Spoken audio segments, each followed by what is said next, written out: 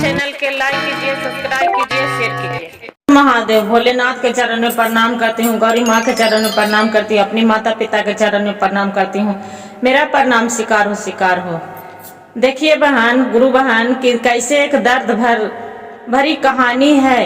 कैसे एक बूढ़ी माँ के उनको बेटा कैसे नहीं देखते हैं।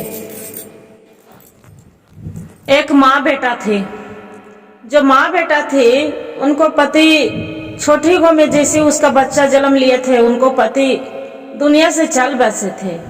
बेचारी अपने लड़का के पोस पाल के पढ़ा लिखा के, किसी के यहाँ झाड़ू करके, किसी के यहाँ के पोछा मार के, किसी थारी बर्तन मैस के और उसका पोछ पाल करके जवान पढ़ाई लिखाई पूरा किए। जो पढ़ाई लिखाई कर रही थी, एक दिन बेटा के तबीयत खराब हो गया। बेटा की तबीयत खराब हो गया तो माँ के तो यही कहते हैं कि माँ के दिल, चाहे माँ हो चाहे बाप हो, माँ के दिल कितना भारी दुख होते हैं। और बेचारी के लगते हैं कि अब हम क्या करें, मेरा बेटा की तबीयत खराब हो गया, कैसे दिखाऊं सुनाऊं। क्या करते हैं गुरु बहन कि जिसका ही काम करती थी उसी के यहाँ से बेचारी घिघिया मिघिया के उनको गुरु भैया से पैसा लेके और अपने बेटा के इलाज करवाते हैं। इलाज करवा के कमा कमा के झाड़ू पोछा बर्तन धो धो के उसका वसूल करते हैं। बेटा जवान हो जाते हैं, पढ़ लिख लेते हैं। बेटा को जो कागज के नौकरी वाला फार्म आ जाते हैं, ज्वाइनिंग लेटर, बेटा चली जाते हैं। क्या करते हैं कि बेटा वो है शादी विवाह कर लेते हैं। कुछ बेटा माँ यार देख रही है, अब देखती है कि अब बेटा आएंगे, अब बेटा आएंगे, अब बेटा आएंगे। बेटा 5 साल के बाद आते हैं। जो 5 साल के बाद आते हैं गुरु बहन अपने माँ के बोलते हैं कि माँ आपको कुछ पता है, हम तो शादी कर लिए।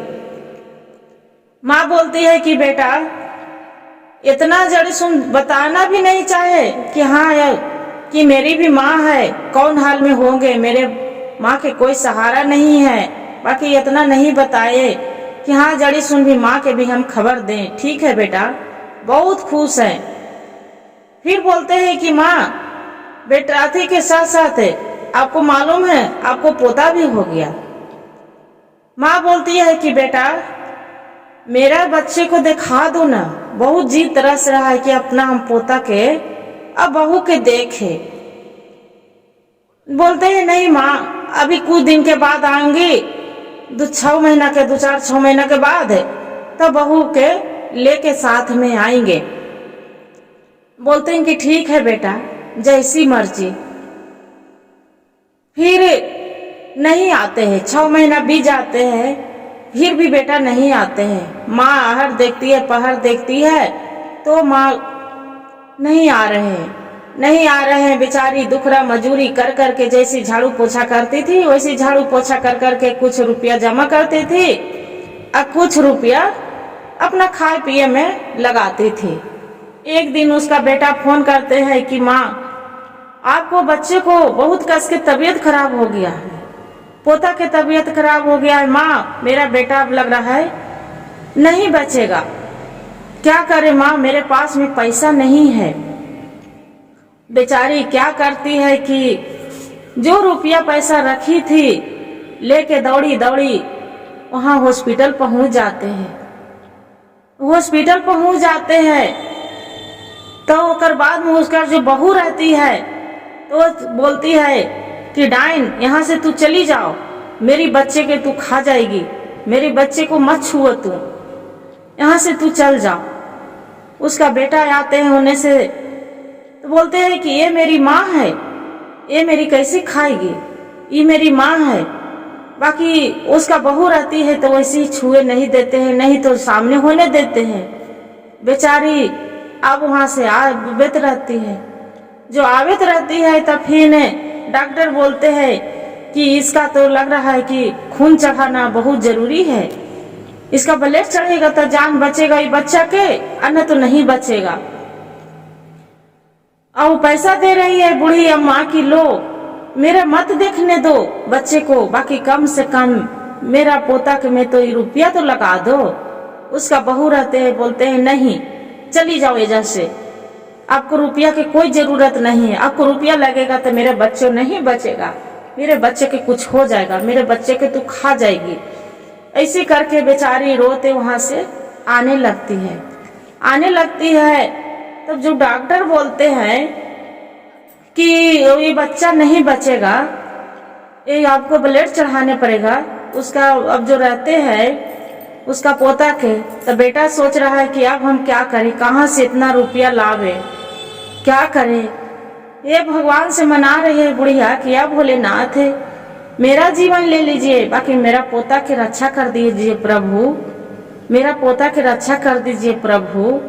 ऐसे कर रही है। दूसरा दिया पैसा देके, जो डॉक्टर के पैसा होता है, जो जाके इशारा से देके, अब बूढ़ी अम्मा बोलती है कि बेटा एक काम कर दो, बच्चा के चाहे जितना रुपया लगे उतना रुपया आप जाके लगा दो, जाके इलाज कर दो। जाके क्या करते हैं कि इलाज वहाँ डॉक्टर बड़ी आराम से इलाज पानी कर देते हैं, पैसा लगा देते हैं।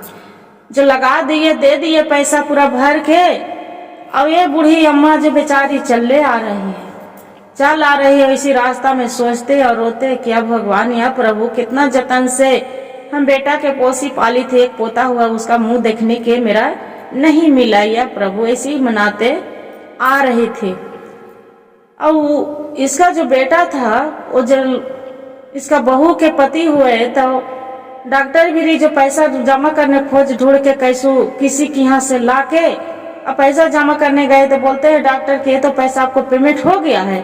तो कौन किए है? तो एगो बूढ़ी आई थी, वही तो पैसा दे के गई है, पूरा पैसा आपको पेमेंट हो गया है, अब बच्चा आपको सुरक्षित है, अच्छा है।